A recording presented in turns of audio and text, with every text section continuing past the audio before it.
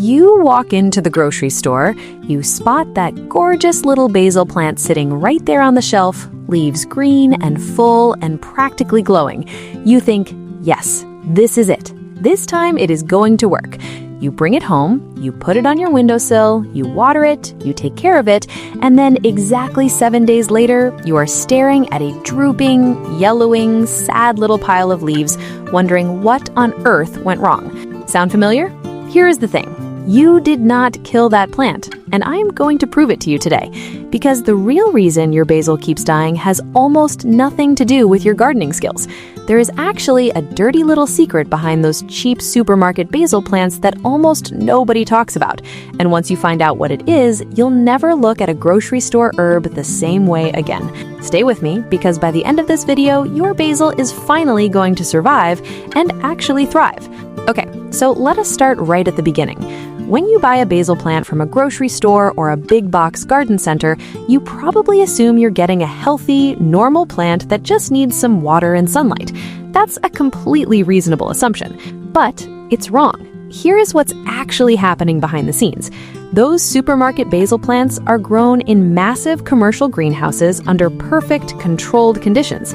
Ideal humidity, perfect temperature, artificial lighting running almost around the clock. They're essentially living in a 5-star hotel from the moment they sprout. But that's not even the main issue. The real problem is how many seeds they pack into each single pot. Go ahead and take one of those grocery store basil pots and gently pull apart the soil. You'll find not 1, not 2, not 5, but sometimes 30, 40, or even 50 individual seedlings crammed into one tiny little container. The growers do this on purpose. More seedlings per pot means a fuller, bushier looking plant on the shelf. It looks lush, it looks healthy, it looks like great value. But those plants are in a constant, desperate competition with each other for water, nutrients, and root space. By the time that plant reaches the store shelf, it is already severely stressed. The roots are tangled, suffocated, and starved. The plant is essentially running on empty. So when you bring it home and change its environment even slightly, different light, different temperature, tap water instead of the perfectly pH-balanced water it was raised on, it just can't cope. It collapses, and you blame yourself. Please stop blaming yourself. Now, the supermarket conditions are strike one against your basil, but there are also some very common care mistakes that deliver the final blow. And the tricky part is, these mistakes feel like the right thing to do. That is what makes them so dangerous. Mistake number 1, overwatering. Basil hates wet feet. Most people, when they see their basil looking droopy, immediately grab the watering can. But drooping in basil does not always mean thirst. It often means the roots are sitting in soggy soil and slowly rotting. Before you water, stick your finger an inch into the soil. If it still feels damp, put the watering can down and walk away. Mistake number 2, wrong sunlight. Basil is a sun-loving Mediterranean herb. It wants at least 6 hours of direct sunlight every single day. A north-facing windowsill in a dim apartment is basically a slow death sentence for basil.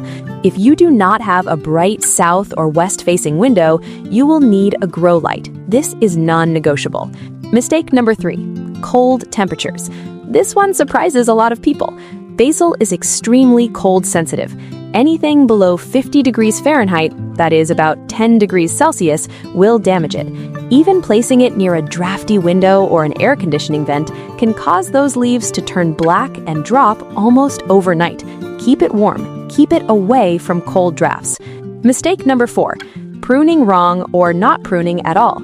If you never pinch your basil, it will bolt, meaning it will rush toward flowering and seed production, which completely changes the flavor of the leaves and signals the plant to start dying off. But here's what most people don't know. You should never cut more than 1/3 of the plant at a time, and always cut just above a leaf node, where 2 little leaves branch off the stem. That is where new growth will come from. Mistake number 5, keeping it in the original pot. Remember those 50 seedlings we talked about? Even if you cannot see it, the root system in that tiny pot is an absolute disaster. One of the best things you can do the moment you bring a supermarket basil home is to separate it into 3 or 4 different pots with fresh, well-draining potting soil. Give those roots room to breathe, and you'll be shocked at how quickly the plant bounces back. All right, so now you know what has been going wrong. Let us talk about what to actually do, because growing thriving basil is not hard once you know the rules. First, if you are buying from a store, treat it like a rescue mission, not a houseplant. The moment you get it home, do not just set it on the windowsill. Unpot it. Gently shake off the excess soil. You will probably see an enormous mass of tangled white roots. Do not be alarmed. Carefully tease those roots apart and divide the plant into smaller clumps of maybe 5 to 10 seedlings each. Repot each clump into its own pot with fresh, quality potting mix. Water it gently and give it a day or two to recover in a bright spot before you start harvesting. Second, water correctly. Water deeply but infrequently. When you water, water thoroughly so it drains out the bottom. Then let the top inch of soil dry out before watering again. This encourages strong, deep root growth rather than shallow, weak roots that depend on constant moisture. Third, feed it. Basil is a heavy feeder. Every 2 to 3 weeks, give it a balanced liquid fertilizer, something with equal parts nitrogen, phosphorus, and potassium.